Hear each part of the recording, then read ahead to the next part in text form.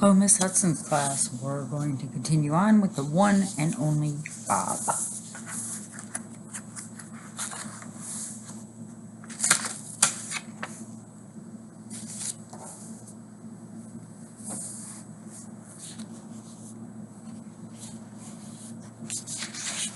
Okay. While I watch from my perch on the back of the couch, Julia passes by on the sidewalk. George asked her to keep her dog walking routine close to home in case the weather changed. She's wearing a shiny purple raincoat and leading 3 dogs, a goofy mutt named Winston, a timid dachshund named Oscar Mayer, and her, Snickers.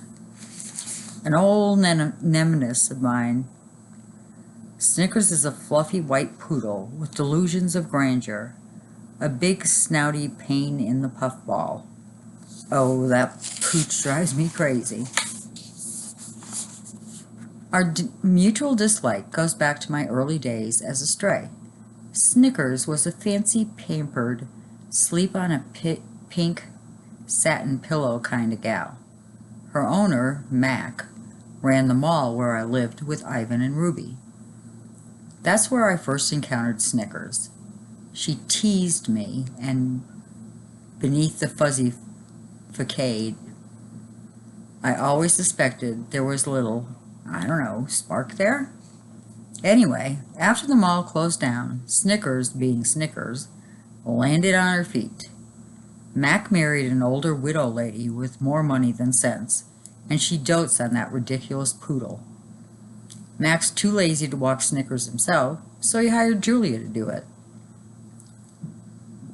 "Looking good, Snick baby," I called through the open window, and she gives me her curled lip, squinty-eyed face, which, come to think of it, is pretty much how she always looks. As usual, Snickers is dressed to the max. She's wearing a pink poncho, a sparkly rain hat, and teensy pink boots. "Those boots are made for mocking," I added for good measure. It feels good, giving her some grief. But before I can really relish the moment, another annoying acquaintance of mine appears. Nutwit, the gray squirrel who lives in the live oak on our front lawn, jumps to the lower branch, looks at me with barely concealed pity. I hate pity, especially the barely concealed kind. "I don't know why you taunt me," he says. "You're hardly in a position to talk, Bob. You are Snickers." "Come over here to the window and say that." "So you can what, drool me to death?" "Are you aware that my best friend is a gorilla?" I asked. "You would make fantastic ape chow, dude." Nutwit reaches for a dangling acorn and yanks it free. "I thought gorillas were vegetarians." "Ivan eats termites," I said. "He might make an exception for you." "Face it, Bob. You're soft. You're one step away from your own pink rain boots." "He has a point," says Minnie, one of the family's guinea pigs from her cage next to the TV. "No, she doesn't," said Moo, her cage mate. "Yes, she does," Minnie squeaks. "Doesn't, doesn't." "Wait, you tricked me," said Minnie. The guinea pigs rarely agree on anything. Nutwit leaps over to the window ledge, acorn in paw. He presses his tiny, twitchy nose to the screen. "You couldn't last a day out here, Bob. Some of us have to live by our wiles." "Yeah, I lived on the street longer than you've been alive." Nutwit nibbles his acorn. He's quite the prissy eater. "Whatever you say, Bob." "I say scram." "Fine. Hint taken. Anyway, storm's en route. I should be stocking up on my nut stash while I can." Nutwit gave me a wise guy look. "That's how we do it in the real world." He scampers off with an aerobic flourish. Squirrels never do a simple jump when a quadruple backflip cartwheel is an option. You're full of it, I say to nobody in particular. We're full of it, says Minnie. Yeah, we're extremely full of it, says Moo. And they popcorn in agreement. Guinea pigs hop up and down when they're happy. That's called popcorning, and it's totally ridiculous. You're happy? Wag your tail like a real mammal. I'm not soft, I muttered, nosing my protruding belly. I leap with an effort off the couch. Then I head to the bathroom for a good old drink from the water bowl of power. I know Nutwit has a point. I've become a creature of habit. Spoiled after a stretch of being my own dog. For a long time, I was Bob the Beast, cunning and streetwise. As a stray, I lived off leftovers in the mall while Snickers dined on her fancy pants kibble. Man, how I loved that cotton candy stick to the floor. The unexpected UFO, the ends of ketchup-covered hot dogs scattered under the bleachers like, I don't know, big toes or something. Ivan offered to share his gorilla food with me, and Stella and Ruby were always ready to pass along a carrot or an apple. But I refused. I needed to stay in shape, stay tough, stay true to my wild nature. Okay, so maybe every now and then I did sneak a banana chunk from Ivan's breakfast. But then things changed. I became civilized, domesticated, a pet.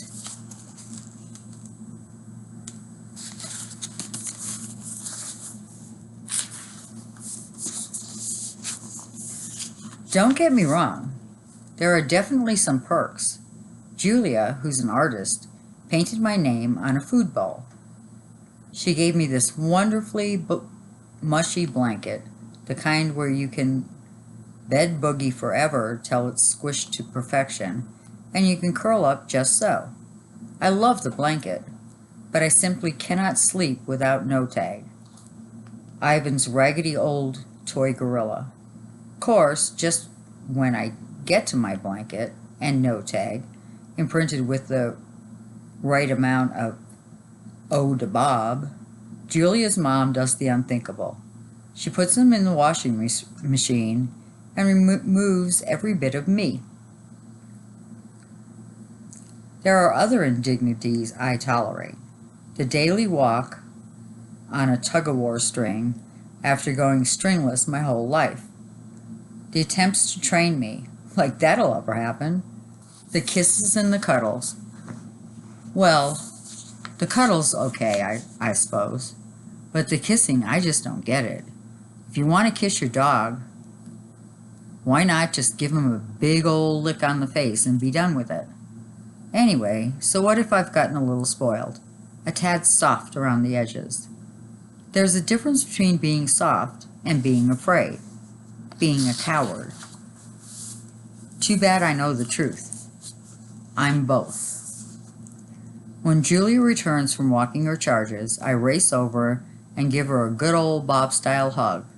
Lots of yipping and twirling, followed by some attempt to jump in her arms. Humans love that stuff. Julia looks at me sternly and says, "Robert, down." I leap some more because I'm determined to convince her I'm incorrigible, untrainable. It's part of my charm, my bobbliness. "Down," she says. From her pockets, she pulls out her little metal clicker along with some treats.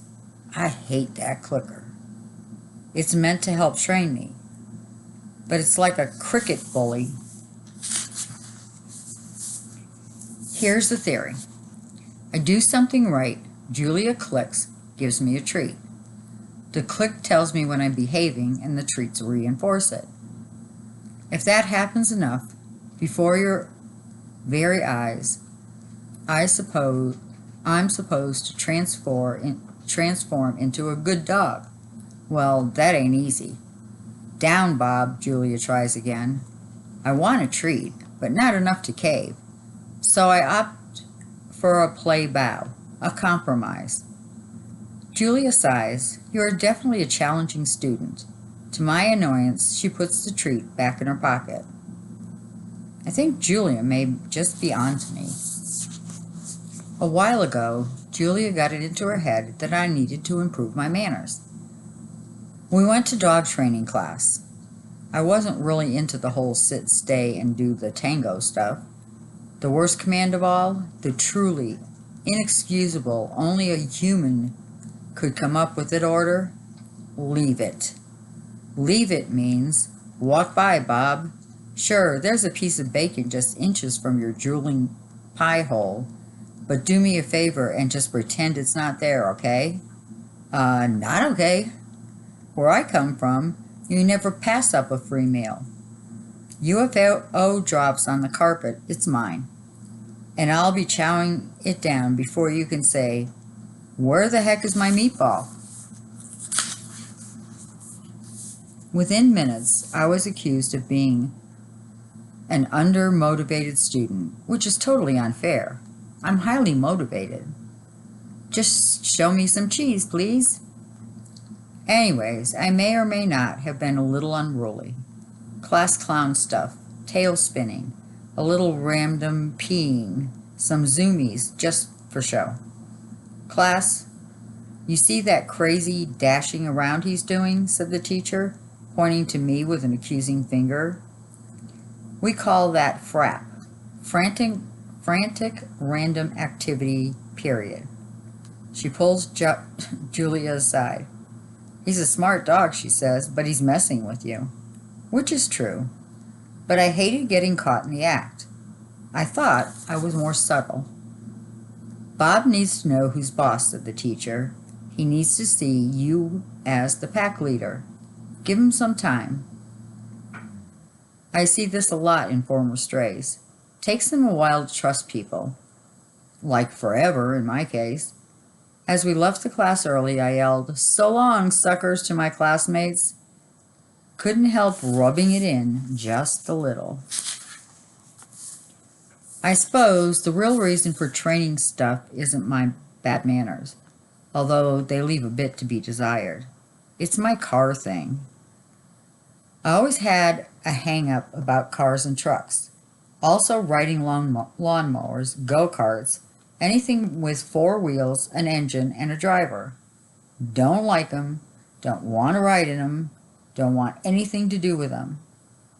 Those co-pilot dogs with their heads hanging out the window, flying their drool flags, boneheads. First of all, it ain't safe. Second of all, bad stuff can happen after you climb into a car.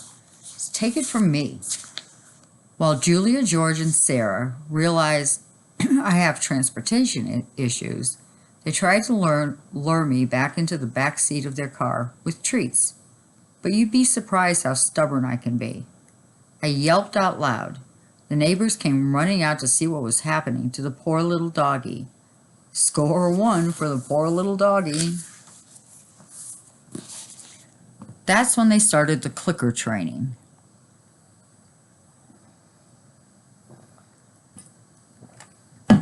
Click. Here's a treat. Come closer to the car, Bob. Click. Here's a treat.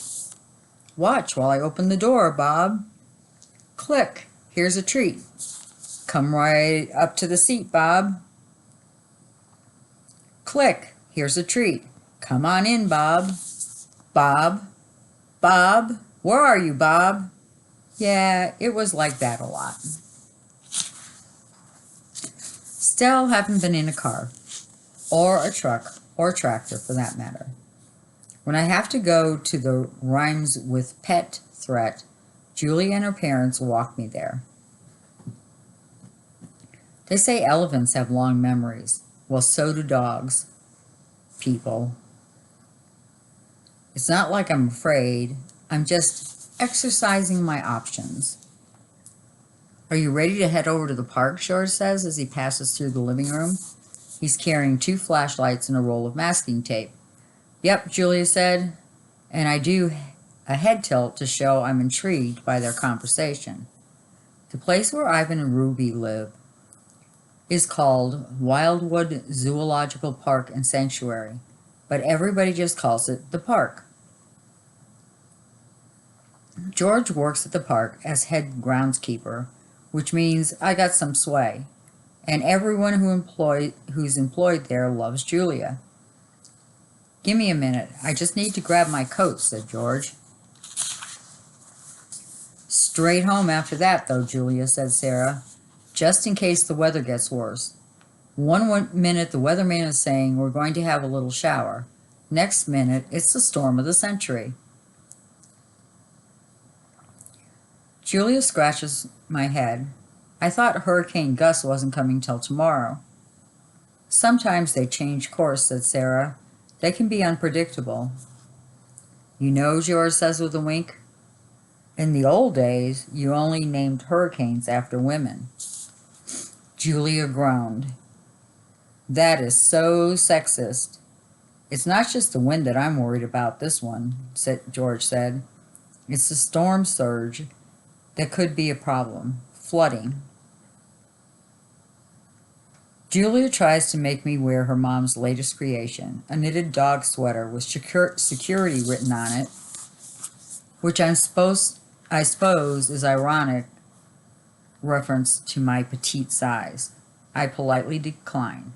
All right, you win, Julia says. Ready for your walk, Bob? At the mention of the word walk, I go all crazy mutt, so it's clear I'm on board with this idea. Humans love it when we get silly. I think they're weighed down by people problems that sometimes, excuse me, they need to be reminded what happy looks like. Julia attaches my string. I try for a little tug of war, but she refuses to buy it. Let's go see Ivan and Ruby, she says. Just hearing those names sends my tail into full wag. I never met a dog that I didn't get a big old grin on his kisser when walk slipped into the conversation.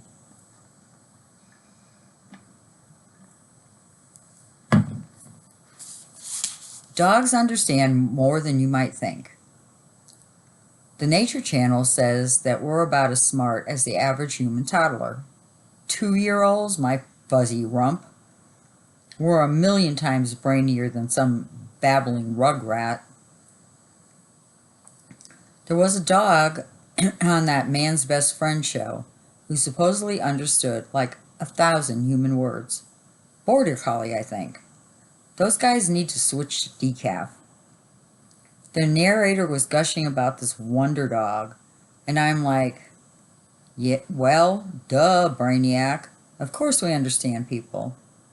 Not everything, mind you, but some of us are more attentive than others. Depends a lot on just how interested your human happens to be. Certain words will really cause our ears to perk up. The classic treat, walk, frisbee, bacon. And don't forget the swear words. Vet, bath, fireworks, vacuum cleaner. We always hear those. Julie and I wait at the front door while George says goodbye to Sarah. I think maybe the hardest thing for me about being domesticated, a pet if you insist, is that I can't control my own schedule. If I had my way, I'd just hang out with Ivan and Ruby all day, every day. Unfortunately, humans love their clocks. Dogs, we use the sky to tell time. Like any sensible creature. Sky says it's dawn, time to eat. It's noon, time to eat. It's afternoon, time to eat. It's dusk, time to eat. It's midnight, time to eat. Point is, it's always time to eat. Dogs have a thing for the moon, too, like wolves and coyotes and our other relatives. No calendars for me. Mom looks like a claw. The moon looks like a claw. Moon looks like half a pancake. Moon looks like a tennis ball. Moon looks like a claw again. A chunk of time has passed. But humans, nope, that's not enough. It's not a chunk, it's a month. It's not just dawn, it's 6:32 a.m. on a Thursday. And boy, oh boy, we'd better hurry up and go to school or the office or change the baby, or who gives a woof about feeding the poor, starving, sad-eyed, grumbling, tummied dog. After a spell, I got used to the comings and goings of Julia and her mom and dad. But it keeps changing. Julia leaves early for school and is gone most of the day. She returns home excited and energized. Good sense mostly, but every now and then she comes back smelling a little like me after a visit to the dog trainer, battle-weary and ready to crawl under the covers. Sarah, who was pretty sick for a while, is feeling fine again, thank goodness, but she went back to work and she's away all day too. And George, who has a job at Ivan's place, works 5, sometimes 6 days a week. That means it's just me and the guinea pigs a lot of the time. I have a doggy door and an outdoor run, but it's not the same as touring the neighborhood with your person. Peeing without a potential audience is like talking to yourself. Sometimes I'm the teeniest bit jealous of Ivan and Ruby. They always have someone around. Which is crazy, I know. I'm free and they're not. But there it is. Told you I'm not a saint. I know our route to Ivan and Ruby's by heart, and I can't help tugging a bit, even though I'm not supposed to. It's been a couple days since I've seen my pals, and I need my friend fix like I need air, water, and belly rubs. We don't live far. Down to the end of the street, around the corner. Good news source there. Then a few more blocks. When I walk with Julia, well, okay, I suppose it looks like she's walking me, but I beg to differ. There's a place we pass that always makes me jumpy and bummed. It's the animal shelter. I know it's a good place, a space for pets who don't have a safe home of their own. When I was abandoned on the highway, just a few weeks old, a nice cage with a soft towel in it and a bowl of fresh water, well, I would have given just about anything for that. Still, when I walk by and hear all those desperate barks and meows and squeaks, it gets to me. Sometimes having great hearing is a pain. Thing is, I realize I have a home and the gang in there doesn't. And I try not to think about all the stuff like that, you know? I mean, it's not like I can do anything about their tough breaks, right? And in fairness, maybe those animals aren't like me. I've always been resilient, hardworking sort. Maybe some of those guys even made their own bad luck. Don't get me wrong. I try to be a nice guy. I do what I can to make the world a better place. Chat with the guinea pigs, lick the strawberry jelly off of Julia's hand, do my wag and dance when the rents come home to make 'em feel good. You scratch my back, I'll scratch yours. But like I said before, you gotta look out for numero uno. Guess that's why the shelter's harsh is my mellow. It's just, you know, I'd rather not have to hear those guys every time I walk by. It makes me sad. Reminds me of the bad old days. I knew this guy back when I hung out at the mall with Ivan and Ruby. Nice dog named Julius. Basic mutt. Maybe some lab and golden in there somewhere. He'd done some hard time at a couple of shelters. One of those dogs you knew had seen more than his share of the bad stuff the world can throw at you. One ear bitten off, scars, a limp. Julius lived in his backyard. Winter, summer, spring, fall. Chained up mostly.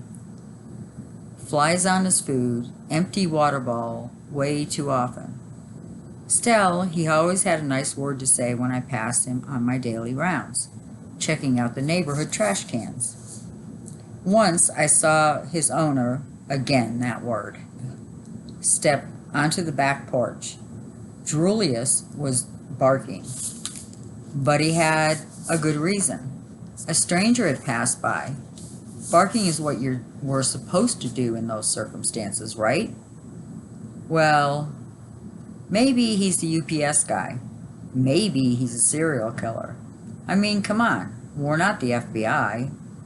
So anyway, owner comes out, big guy, mean looking, gives Julius a hard kick with his boot, yelled, "Shut up, you fool," and disappeared. Julius looked at me kind of embarrassed. We kept talking. A few minutes later, the owner comes out again, puts some towels on the line. Julius heads over, tail between his legs, cowering, saying, "I'm sorry, I love you, I'm yours, yours, yours," with his whole dog being. Guy completely ignores him, heads back inside. "He's having a rough time," said Julius when the guy was gone. "He's a jerk," I said, because subtlety is not my strong point. "No, he loves me, he does. He has a funny way of showing it." "Humans," said Julius, licking a sore on his leg. "You know how they can be. Do I ever? But we gotta stay true. Love 'em, forgive 'em." I thought about that. Thought about it a lot. "Why, though?" I finally asked. "Why do we have to forgive them?" Julius looked shocked and confused, as if I'd just asked why cheese tastes so good. "It just does. That's the way it is," he said. "That's what we do, Bob." I start to reply, but I manage to hold my tongue, which is not easy for me. It's a very long tongue, with a mind of its own. There's no point in making Julius feel worse than he already did. During the morning, I found half a turkey sandwich. Gave the whole thing to him. Well, okay, I had a taste first. But still, seems like forgiving humans is one of those doggy things that we're all supposed to do. Like having zoomies or doing bed boogies. It's written in our canine soul. Well, sometimes I didn't get the memo. The one that apparently went out to every other dog on the planet about forgiveness. Why should I forgive the human who tossed me and my siblings out into the night? When you forgive, you lose your anger. And when you lose your anger, you get weak. And when you're weak, you get hurt all over again. Okay, this is your last week of library for this year. You will have library again after we get back from winter break. I don't have the schedule for tomorrow, but if you do have library for tomorrow, I will read some more of The One and Only Bob. I hope you guys like it. I think it's starting off really good. Have a great winter break if I don't see you.